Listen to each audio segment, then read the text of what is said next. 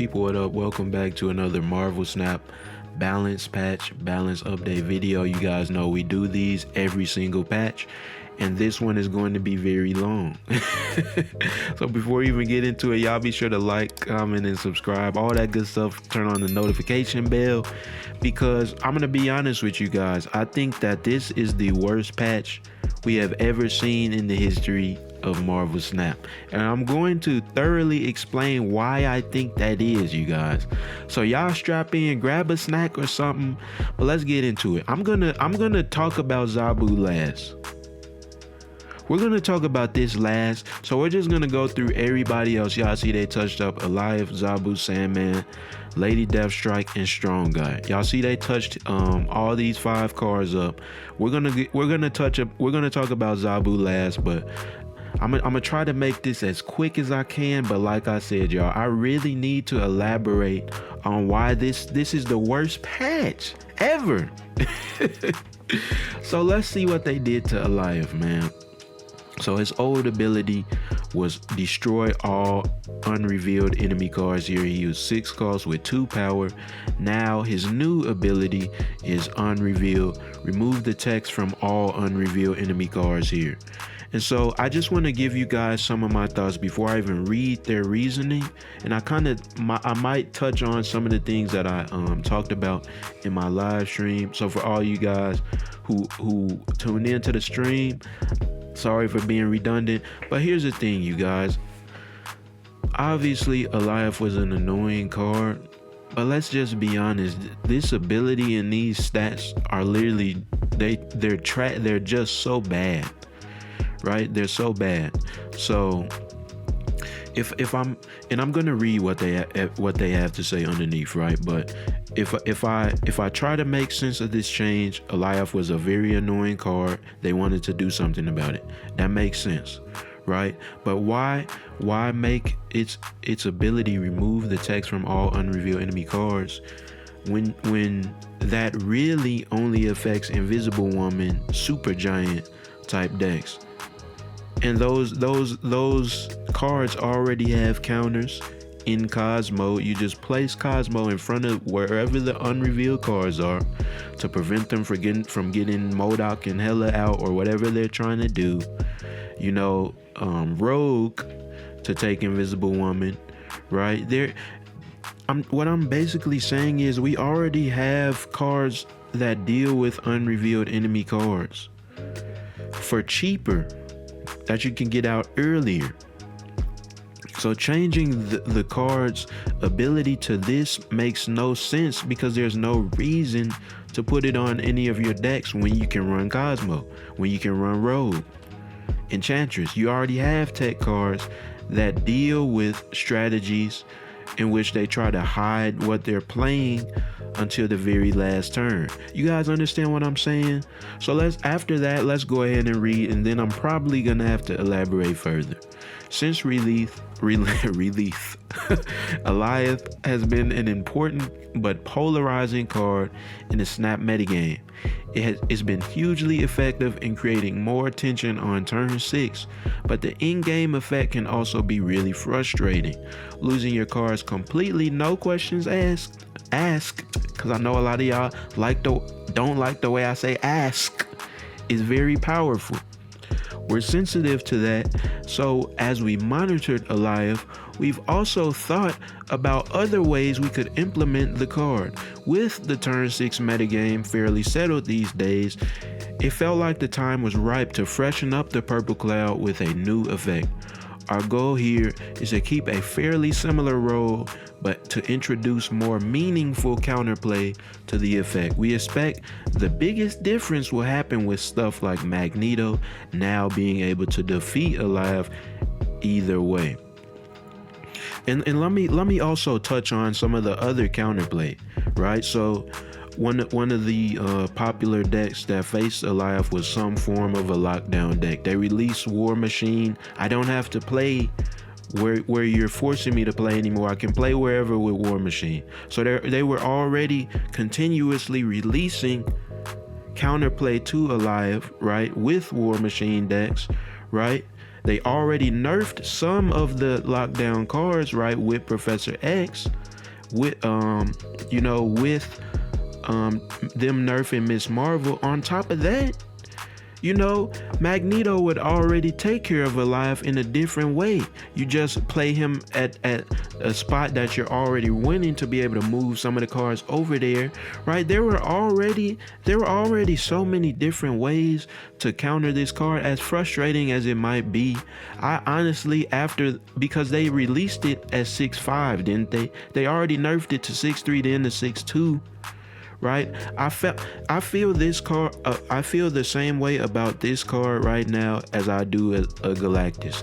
Both of those cards are obviously going to be frustrating to lose to, but there's already plenty of counterplay to it, and this new ability is just useless. It's literally useless. In 6.8, every 6 cost card is stronger than 6.8 at this point, or can do something stronger than 6.8. The cards that aren't as strong as 6.8, cards like Leader, I'm playing your card too. Hella, I'm getting all my cards back. No, I powered up because I destroyed everything else. This is, you guys, as refreshing as of a change that this might seem to be to you guys, I think that it's a bad change. If you guys disagree with me, let me know. What would I have done as opposed to changing his ability, changing his stats? I honestly would have just kept him the same and just continued to release counter or to buff cards to be able to work around his ability. You don't always have to nerf whatever the best stuff, the most annoying stuff is.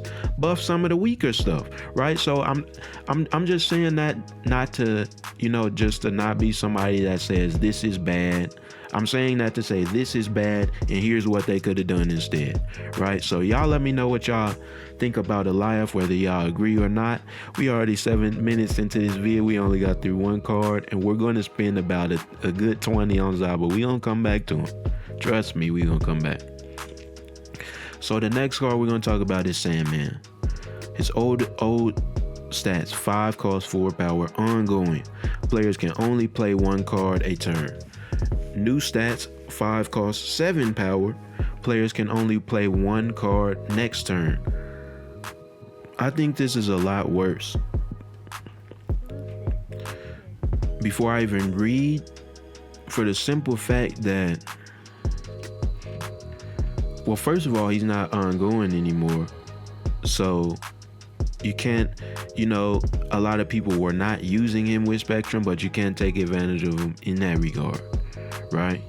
He can now be stopped by Cosmo because he's unrevealed, which I think is actually worse. The Electro, you run Sandman with Electro most of the time. You're already hindering yourself with Electro. So Sandman the next turn basically puts both of you all on the same playing field, but you probably got a card like Leader and a card like Dr. Doom and Odin on your team, right? That was a strategy that you could use, and it wasn't overpowered. Does anybody think Sandman was overpowered? Like why change Sandman? And I'm gonna talk about these cards individually first, because I don't think that any of these cards were an issue right now. You guys, I'm gonna kind of be all over the place, but we got a lot to say, man. Let me go ahead and read. Like Mobius, Luke Cage, and Professor X, Sandman is the kind of tech card we want to be careful with. If Sandman is too popular, Snap is just a less fun game due to the permanence of that ongoing effect. So we deliberately aimed at Sandman to be more niche. He was already niche, right? However, the low power necessity for that balance has made it so that Sandman's often too weak to consider playing, even in the metagames where the effect would be strong. We're trying a different tack here and switching to a temporary effect that can pack more power because it doesn't warp the game as much, playing like a more turn 5 tech card than a turn 4 build around. Nobody was really forced to build around Sandman because it's not that strong. With the release of cards like Corvus Glaive, that just makes this card which is a meta deck right now, a whole lot stronger. So I don't even need to play multiple cards. I just need to get rid of everything and play Hela instead. When you honestly, guys, when you guys look at like Electro versus Corvus, who would you rather use? Obviously Corvus, because Corvus is meta, right? If they're looking to buff Sandman, why not give him his old stats of 5/5 instead of changing them to this weird thing that nobody's really gonna use? You guys, do y'all agree with what I'm saying, man? Please let me know in the comments. No, I personally, like, who thought that Sandman, just give him one more point of power like how he was before? You guys, I'm really trying to make sense of, like, what do they mean more niche? Like, Corvus glaive decks are already more used than the Electro ramp, or whatever y'all call that, Electro Sandman Dr. Doom Odin deck, right? They're already more used in that. So I don't get the necessity for this. Like, this isn't even a meta card, and they're just making it weird. Like, rather than just giving it one power. Y'all remember they buffed Dr. Doom by just giving the Doombots one more power? Just do the same thing if y'all don't think he's that strong and you don't want him to be over centralized in the meta, right? Like, that's literally the change I make. Just give him an extra point of power if you're gonna change him at all, because I honestly really don't. What do you guys think of this Sandman, bro? I don't like the Alioth change for the reasons I talked about. I don't like the Sandman change either. I just feel like he's not a meta threat, at least right now. I don't think, and his new ability, like, you're just not able to hinder the opponent in the same way that you were, which is a bad thing, because that's the whole reason to play Sandman, right? And nobody was really complaining about his ability as is. So, like, why make his ability worse when nobody has an issue with it? Oh man. Up next, we got Lady Deathstrike. Old stats, 5 costs 4 power. Destroy each card here with less power than this. Her new stats are 5 costs 7 power. Destroy each card here with 3 or less power.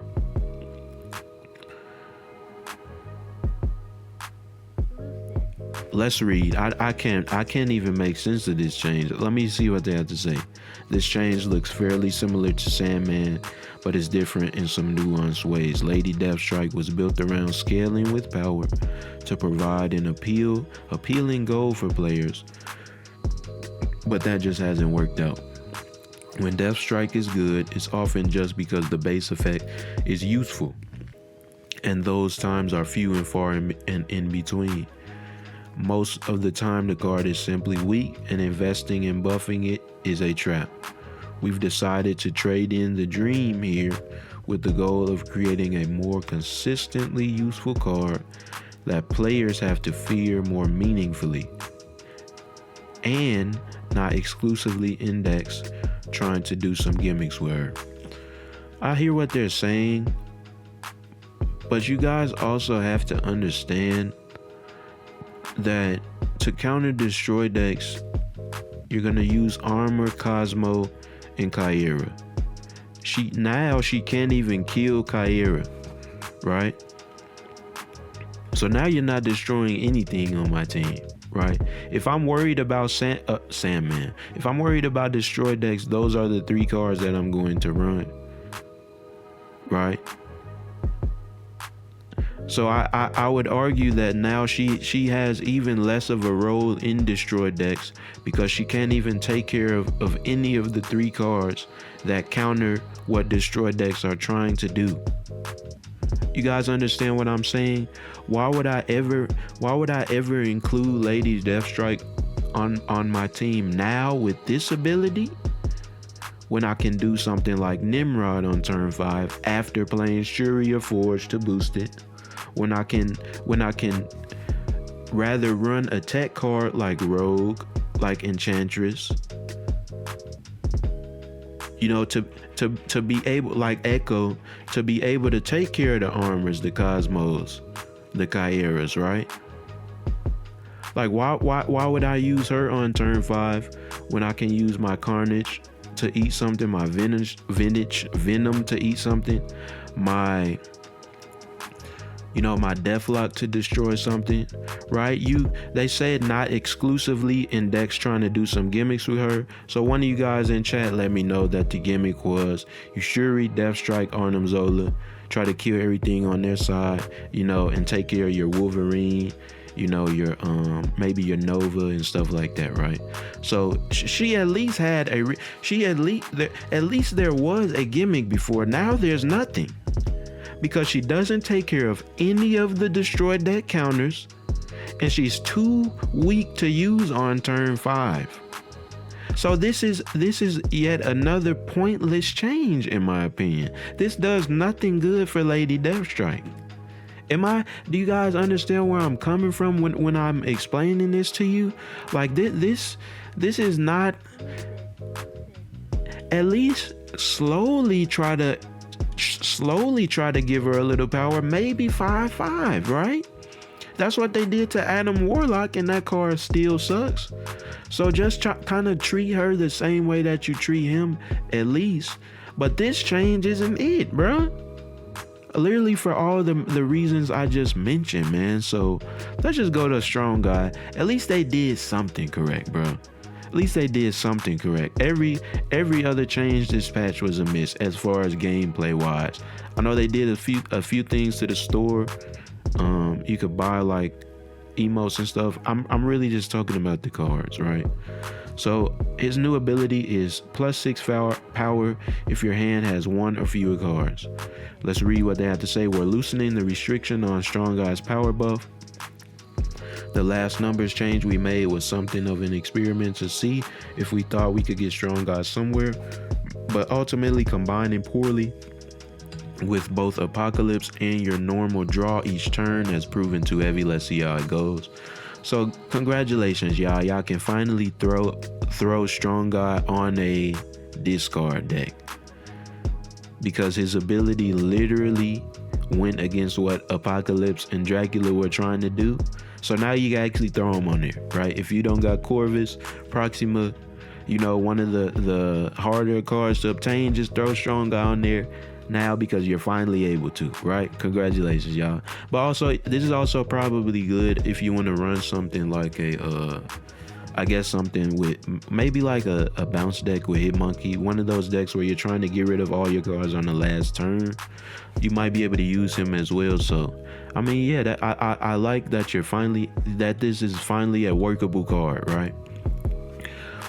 And obviously they changed Pixie and Shadow King, but they just fixed their text, right? They didn't really buff or nerf them. They just changed the language.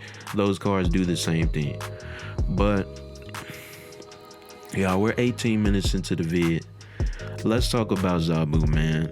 I think that this is one of the worst changes that they have ever made in the history of this game, bro. Let's read the change, and then I'm going to explain to you guys exactly why I think it's one of the worst changes. So his old ability was 2 cost, 2 power. Your 4 cost cards cost 1 less minimum of 1. Now he's 2/3 on reveal ability, and until the end of your next turn, your 4 cost cards cost 1 less. You guys, let me open another tab, right? Let me open another tab. Let me go to cards. Let me go to all the 4 cost cards, right? I'm gonna go to released. Before I even read what they have to say, you guys, what this change kind of reminds me, you know what? Let's read it first, actually. We're aware that Zabu is taking a huge hit here, but hear us out. In the last year, the game has shifted to revolve more and more around Zabu's interaction with 4-cost cards and their matchups. Right now, Zabu is probably at an all-time low. I'ma just read that again. Right now, Zabu is probably at an all-time low, but the impact is still very real, and 4-cost cards that don't have synergy with Zabu are at a disadvantage. We've been analyzing the data to better understand exactly what this has done to the metagame and what we might want to adjust, but Zabu is really clouding those measures. So we've decided to do something unusual here and temporarily rework this card into a state that we believe is weak enough to shift the way 4-costs perform. We still don't think that White Queen is suddenly good or anything, as we expect 4-costs as a group to get weaker, and decks that can still cheat using cards like Ravonna, Hope, Wave, etc. to be stronger, as well as 4-costs that naturally have big stats like Obsidian. We may account for that a little with subsequent OTAs, but we're expecting to make a larger set of impactful changes this year. So this change is really to help us vet that work. And we also don't expect Zabu to remain in this state permanently.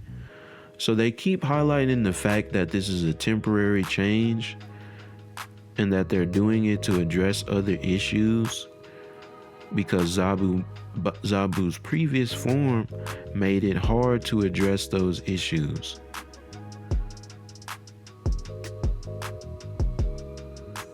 Can they at least... So here's the thing, you guys. This change reminds me of what they did to America Chavez, right? America Chavez was one of the most used cards, and they didn't like that it was the most used, so they completely changed the ability. I think that was warranted, because the issue with America Chavez before was that you put her on your deck to be able to use everybody else except her, right? To be able to give yourself a higher chance of drawing all the other cards. So you basically just made an 11-card deck, and you never used her because, you know, she came out of your deck last, right? Or on turn 6. So she restricted creativity in that way, right? The problem with changing Zabu,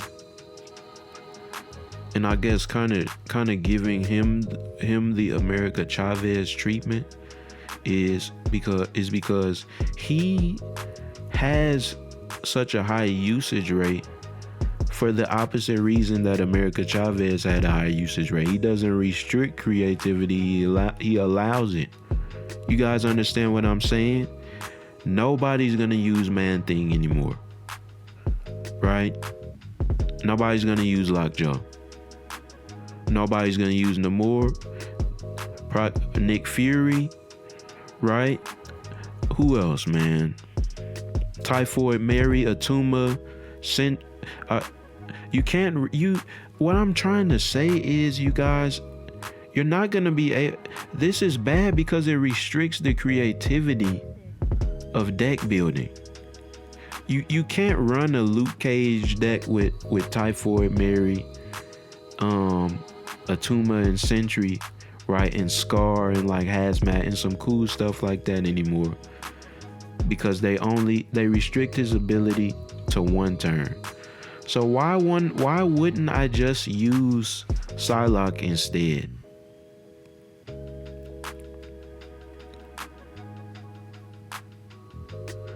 Why wouldn't I just use Sarah instead? You guys, you all need to understand, Zabu already had a counter in Mobius, right? In Rogue, in Enchantress. There were already ways to deal with Zabu.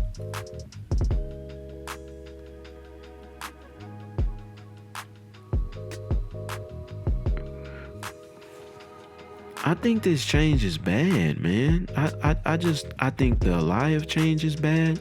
There were already ways to deal with Zabu. He promoted deck building creativity. Who's gonna use rescue anymore now that they nerf Zabu?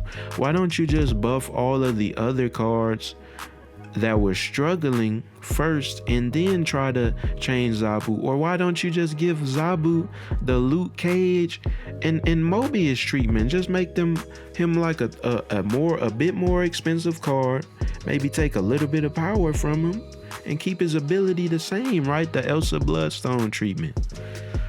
You know, like, and the reason why I think this is the worst patch of all time as well is because it did not address any of the issues that the game has right now outside of people are annoyed with Alive. Why is this an acceptable ability? Hold on, you guys. Let me go to 6 cost, bro. Why is the Red Hulk's ability acceptable right now? Obviously, they're gonna do another patch, right? They said they were gonna do one on the 30th. But why can my opponent have a 19 power card by turn 3 if I get a bad hand?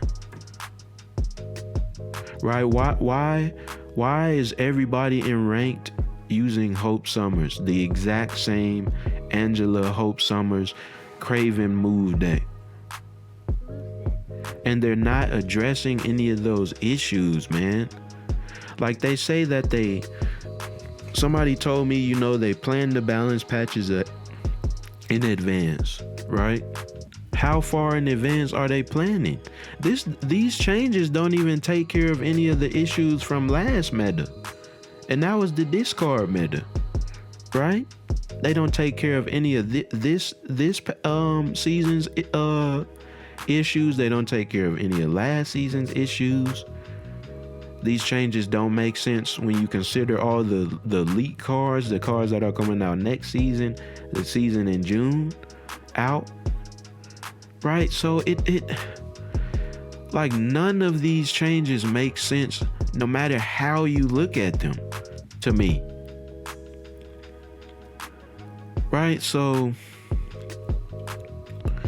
what do you guys think, man? I know I'm not like, I know I can't be the only one who is like very disappointed in this patch, right? But this I think this is just all bad.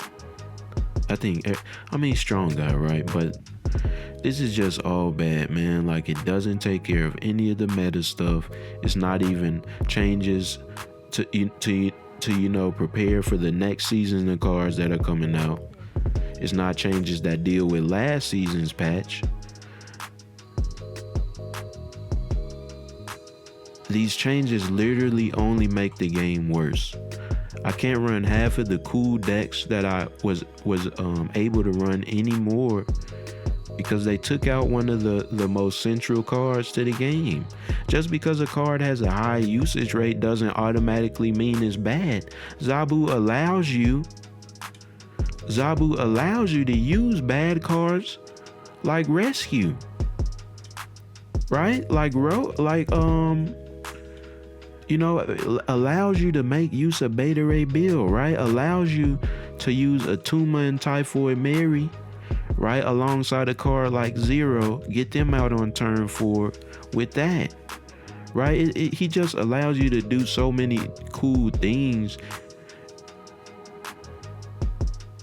I'm just trying to understand how that makes him bad for the game, right? Like how is there right now Zabu is probably at an all-time low, but the impact is still very real, and 4 cost cards that don't have strong synergy with Zabu are at a disadvantage. We've been analyzing the data to better understand exactly what this has done to the metagame and what we might want to adjust, but Zabu is really clouding those measures. Like, I don't even understand how they can say that. I don't even understand how they can say this when there are clear issues in the game right now, when there are cards that clearly suck right now.